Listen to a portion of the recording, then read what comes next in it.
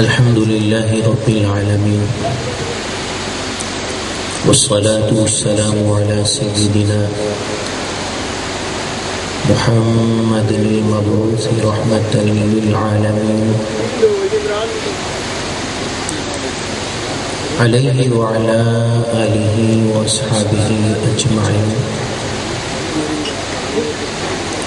أما بعد،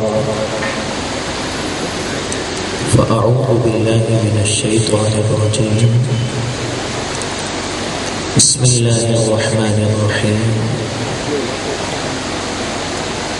وقضى ربك ألا تعبدوا إلا إياه وبالوالدين إحسانا إما يبلغن عندك الكبر أحدهما أو كلاهما فلا تقل لهما أف ولا تنهرهما وقل لهما قولا كريما واخفض لهما جناح الذل من الرحمة وقل رب ارحمهما كما ربياني صغيرا.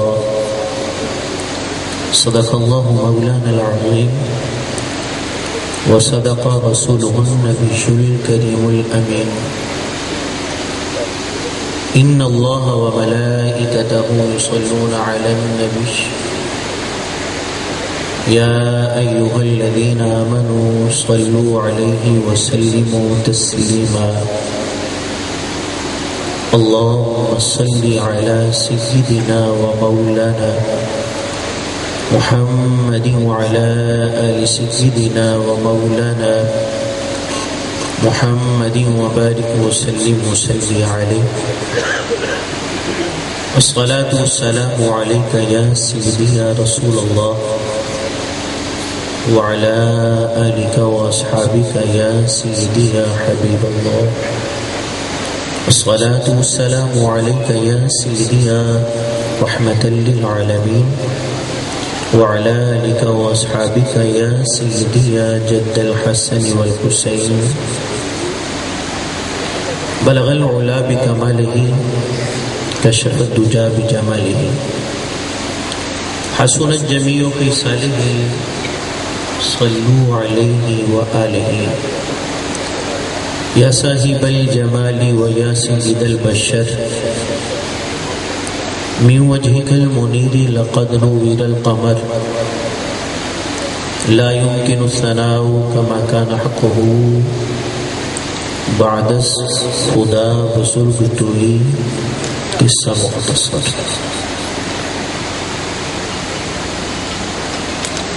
مہمانان گرامی مرتبت، ایک اصلاحی پروگرام میں ہماری شرکت ہے. والدین کے حقوق. قرآن پاک کی متعدد آیات بینات حقوق والدین کو بیان کر رہی ہے اور کثیر احادیث مبارکہ اس بات پر بین دال ہیں کہ والدین کے حقوق کیا ہیں اور کس طرح اولاد کو اپنے والدین کی خدمت کرنا چاہیے. سورہ بنی اسرائیل کی 2 آیتیں مبارکہ. وَقَضَى رَبُّكَ أَلَّا تَعْبُدُوا إِلَّا إِيَّاهُ. اور آپ کے رب نے فیصلہ کر لیا کہ تم صرف اسی کی عبادت کرو. عبادت کے لائق فقط اللہ رب العزت کی ذات ہے، وحدہ لا شریک ہے. اللہ کے سوا کسی کی عبادت جائز نہیں. جب اپنی عبادت و ریاضت کا ذکر کیا، اس کے ساتھ ہی حکم دیا ہے وَبِالْوَالِدَيْنِ إِحْسَانًا، اور اپنے والدین کے ساتھ اچھا سلوک کرو. والدین کی عظمت پہ کس قدر حسین بیان ہے کہ اللہ تعالیٰ نے اپنی عبادت کا ذکر کیا، حکم دیا اپنی عبادت کا، متصلاً والدین کے ساتھ حسن سلوک کا ذکر فرمایا۔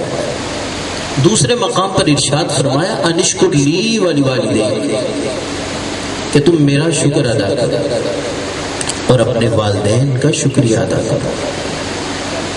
تو اللہ رب العزت اپنی عبادت و ریاضت کا ذکر فرمائے اور ساتھ ہی والدین کے ساتھ حسن سلوک کا ذکر، وبالوالدین احسانا، اور والدین کے ساتھ اچھا سلوک، حسن سلوک۔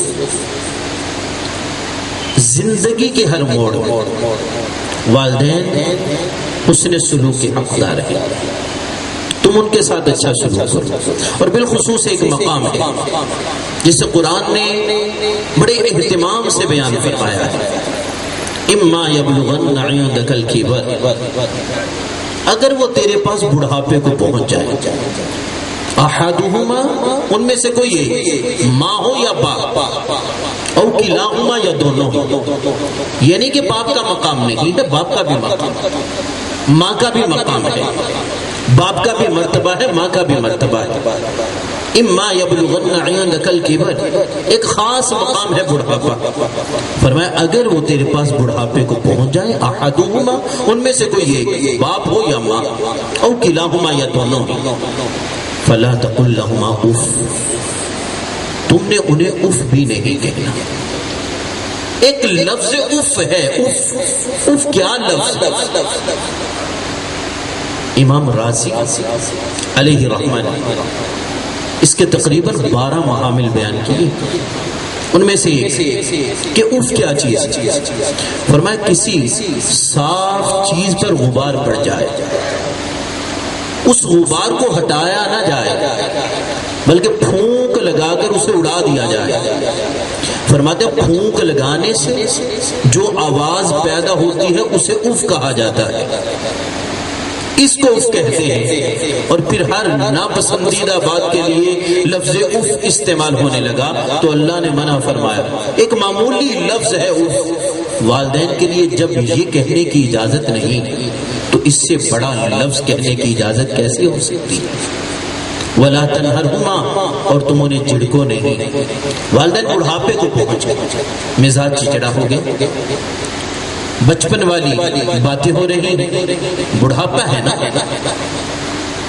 انسان بات بات پہ محسوس کرتا ہے، اب غصے میں آ رہا ہے، ان کے مزاج میں تیزی آ گئی، غصہ آ گیا، اب بیٹا اعلیٰ عہدے پر فائز، اس کے ماتحت عملہ ہے، اس کی پوسٹ بڑی ہے، لوگ اسے سیلوٹ کرتے ہیں۔ فرمایا حضرت انسان یاد رکھا، یہ تیرا عہدہ، یہ تیرا مقام، یہ تیرا مرتبہ، اور دنیاوی یہ عہدے جو ہیں وہ گھر سے باہر رہنے چاہیے۔ یہ تیرے والدین ہیں، ان کے سامنے تو حاضر ہے تو کس طرح؟ علماء فرماتے ہیں جس طرح ایک باغے ہوئے غلام کو پکڑ کر اس کے مالک کے سامنے کھڑا کر دیا جاتا ہے، یہ حالت اور حیثیت ہونی چاہیے اولاد کی جب وہ اپنے والدین کے سامنے حاضر ہو۔ اف نہیں کہنا، ولا تنہرہما، اور انہیں جھڑکنا بھی نہیں، وقل لہما قولا کریما، اور ان سے بات کرو تو کریم، عزت والی بات کرو، والدین ہیں۔ وقل رب ارحمہما کما ربیانی صغیرا، یہ بھی دعا ہے۔ اور یہاں الفاظ کیا ہے کہ بات کرو، کریم بات کرو، وقل لہما قولا کریما، اور ان سے کہو تو کریم بات، اچھی بات، ہر وہ بات جن سے تمہارے والدین کا دل خوش ہو جائے، اور ہر اس بات سے منع کیا گیا جن سے ان کی دل آزاری ہوتی ہے۔ پھر دوسری آیت پہ آ جائیے، وَاخْفِضْ لَهُمَا جَنَاحَ الذُّلِّ، فرمایا بچھا دے ان کے لیے نرمی کا پر، من الرحمہ، رحمت سے۔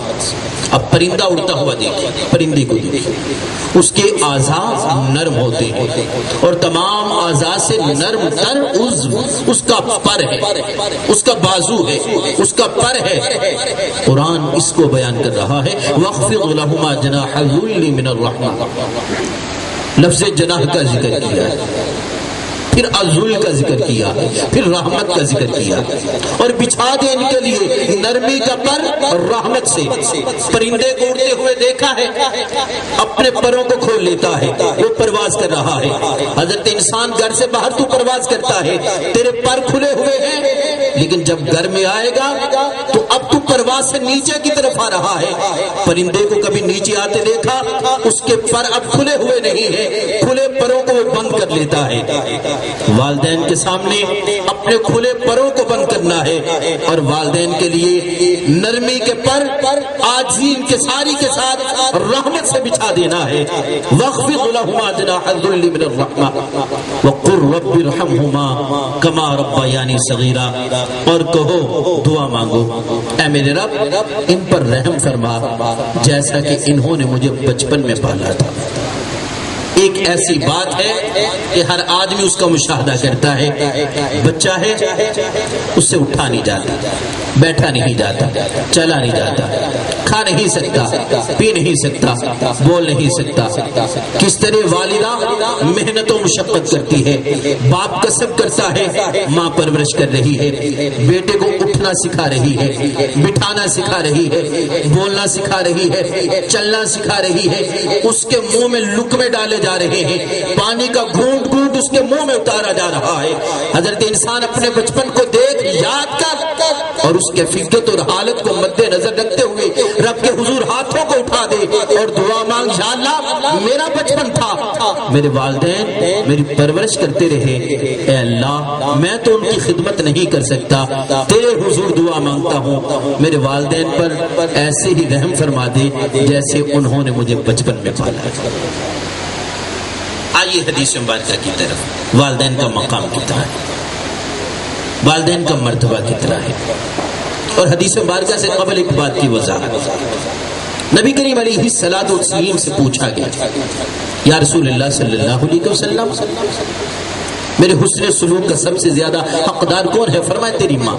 دوسری مرتبہ فرمایا پھر تیری ماں، تیسری مرتبہ فرمایا تیری ماں، چوتھی مرتبہ فرمایا تیرا باپ، تین مرتبہ ماں کا حق، اور چوتھی مرتبہ فرمایا تیرے باپ کا حق ہے۔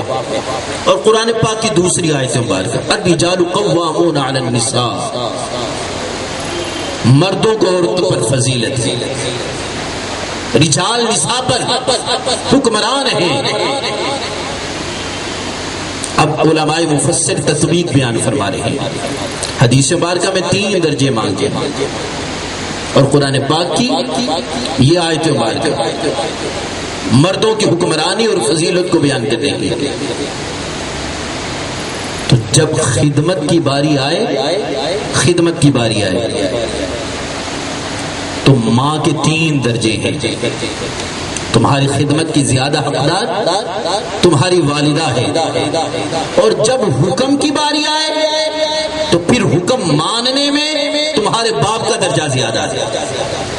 خدمت کی باری آئے ماں کا درجہ زیادہ، 3 درجے زیادہ ہے، اور جب حکم کی باری آئے تو حکم ماننے میں باپ کا درجہ زیادہ ہے کہ باپ کا حکم تم پر فوقیت رکھتا ہے اور اس کے حکم کو مانا جائے۔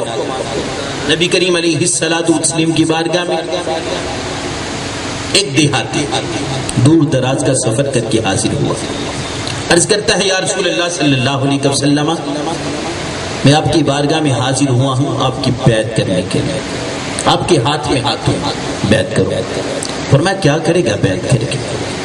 عرض کرتا ہے یا رسول اللہ صلی اللہ علیہ وسلم آپ کے ہر حکم کی تعمیل کروں، آپ کا حکم ملے گا میں ہجرت کروں گا، اپنے وطن کو چھوڑ جاؤں گا، آپ کی بیعت کروں گا، آپ کا حکم ہوگا، اسلام کی خاطر میں ساری رات بیدار رہ کر پہرا دیتا رہوں گا، آپ کا حکم ملے گا میں تلوار پکڑ کر دشمنوں کے خلاف جہاد کروں گا، لڑتا رہوں گا، مقام شہادت پاؤں گا، بچ گیا تو غازی کا درجہ ملے گا، میں اس لیے آپ کی بارگاہ میں حاضر ہوا ہوں۔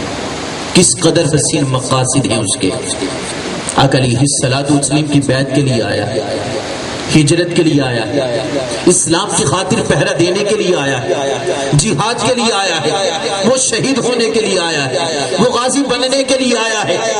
محبوب علیہ السلام نے ارشاد فرمایا ساری باتیں ٹھیک ہیں، مجھے یہ بتا اپنی ماں سے پوچھ کر آیا ہے، والدہ سے اذن لے کر آیا ہے؟